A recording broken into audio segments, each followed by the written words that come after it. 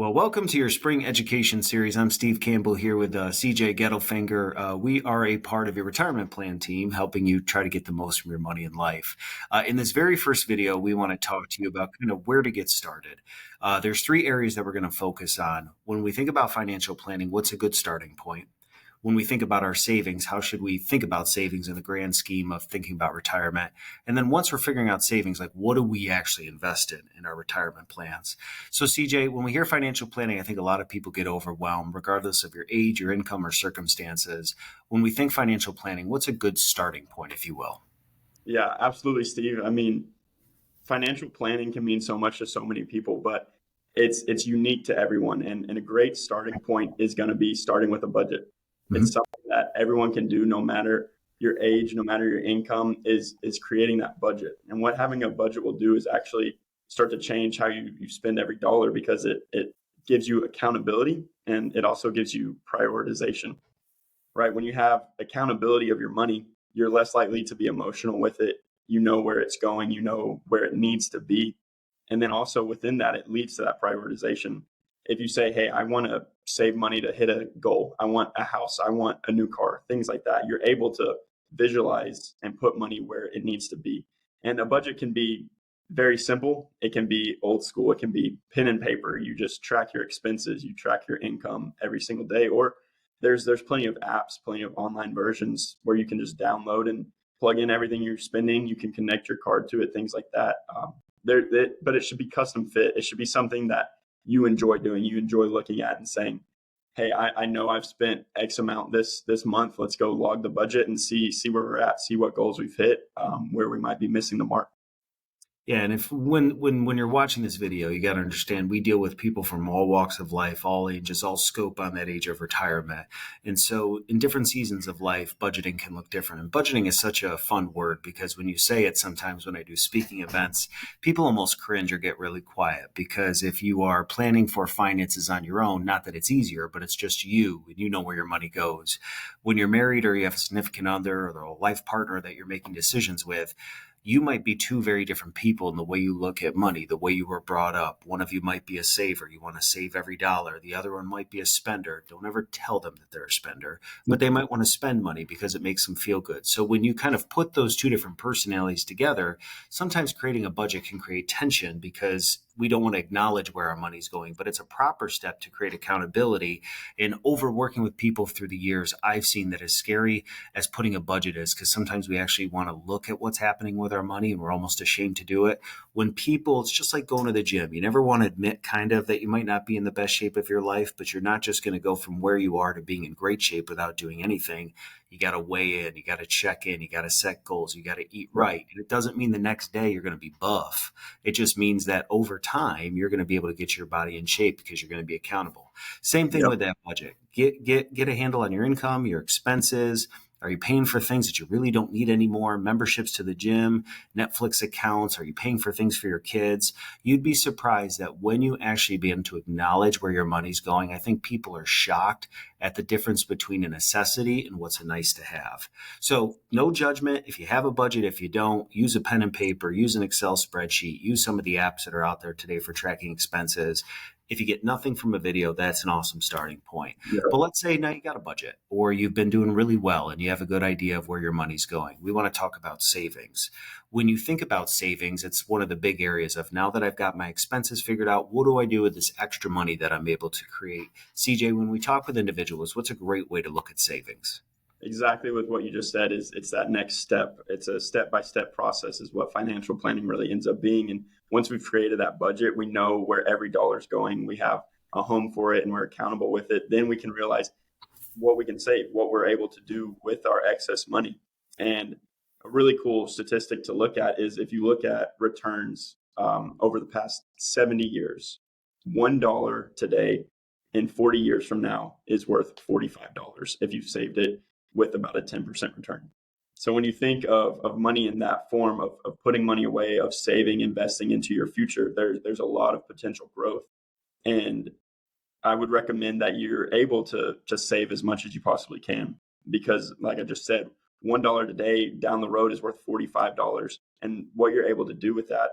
and how quickly that can compound and grow can just absolutely change your life, and sometimes quicker than you might be expecting. And I would recommend that we start within that budget. We see, maybe push ourselves a little bit to a point that might be uncomfortable, and then tone back if we've hit too much.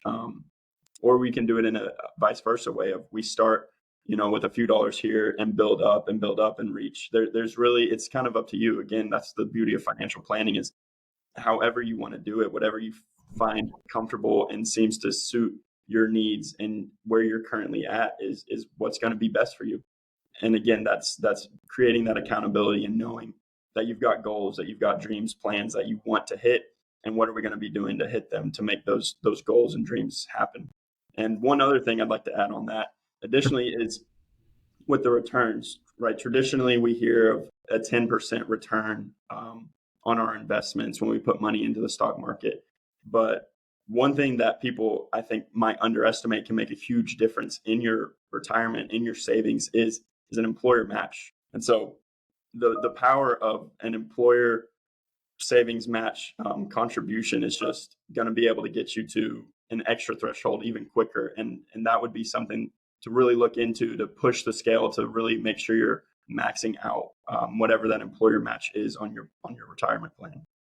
Yeah, you and I, prior to leading up to this education, were dealing with numbers and figures. And in case you missed it, what CJ was talking about, that $1, if you started investing over 40 years with a 9-10% return, which is not guaranteed, but it's just used as benchmark, that would mean that every $1 that was invested today, 40 years from now, would be worth a little over $30 for each dollar you put in. Now, sometimes people have to wait. Sometimes they contribute later. What we wanted to look at is, what if we waited even just a few years to put money into our retirement plan? If you waited just 5 years and put that same $1 in, but you tighten the amount of time it's invested from 40 years down to 35, future dollars would only be worth $20 in the future. Still a good amount of money, but that's a big, significant difference from 5 years because of compound interest. So Yep. the whole thing with this video is that we are not trying to cast judgment on anybody, but to help you understand that the longer your money can work in the market, the better off you can be. But if you first don't have a handle on where your money's going, as CJ said, it's good to push the amount of money that you're contributing to the future, because it can help you build a great nest egg.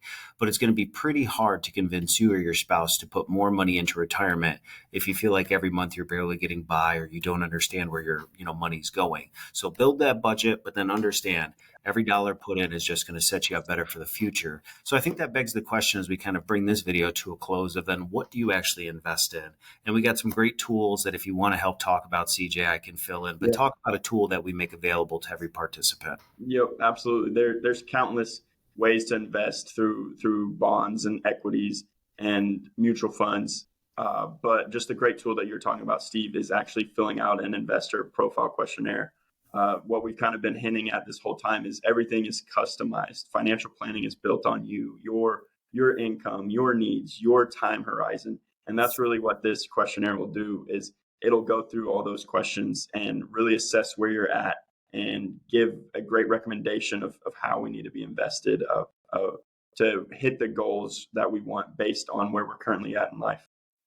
Yeah, and if you've never filled out one of these risk profile questionnaires, you can find it on our website that's 401ktime.com. There's going to be a tab up at the top, and it's going to say, am I taking too much risk? What a risk profile questionnaire is, should take you less than 2 minutes. It's 11 questions that's going to walk you through kind of how much time you have till you retire. Then once you retire, like, how long do you need that money to last? Years ago, retirement used to be 10, 20, 25 years. Now retirement for some people is 30, 40, 50, depending on if you're chasing the FIRE movement and wanting to retire early. Retirement is a much longer chapter of life than people ever imagined. So that means that whatever you're building now, you probably need to live the majority of your life, because you might want to pass it on to your kids or somebody else or charity. So what this risk tolerance questionnaire will look at is, like, how much time do we have? And then once we retire, like, how long do we need this money to last? And then what it will do is ask you a series of questions about, if you lost money, like, how would that make you feel? And every answer that you give, when you get to the end of that 11th question and you hit submit, it will give you a relative risk score based on how you answer those questions. What we've done is then modeled out for you how somebody with a similar risk profile question should be invested. What it's going to give you is a cool colored pie chart, which is going to have stocks or equities. So financial literacy, equities and stocks are the same thing, and fixed income or bonds are the same thing. What it's going to do is give you a pie chart that's going to break down the different sectors. So large cap, large blend, mid cap, bond positions. You can take that if you want to use that and then go into your platform and adjust accordingly to how that is going to be revealed. You can take that questionnaire as often as you'd like to, but we can't come on and give you a video about what you should be invested in because it is definitely not a one size fits all. But that questionnaire will at least give you a fighting chance to understand, like, how should your money be invested? Again, don't take that questionnaire until you first built a budget. And then once you build a budget and you looked at your extra cash, understand the power of utilizing up to that match, but also saving money, and then fill out that risk profile questionnaire. We got a couple more videos coming out as part of the spring education series. Don't forget, you can always schedule your annual review with our team. We give everybody 15-20 minutes to get to know you, to look at your account, check the back end, make sure your beneficiaries are up to date, that you understand how much you are contributing, that if there is a match, do we understand how it's working and how to utilize it. So everybody gets that free annual review each year. You can head over to 401k.com, and up in the corner is going to be a contact us button. Fill out that simple form. Our team will get in contact with you. We'll schedule that free meeting with you. But as always, we are here to help you get the most from your money in life. Don't be a stranger. Get in contact. And until next time, thanks for watching.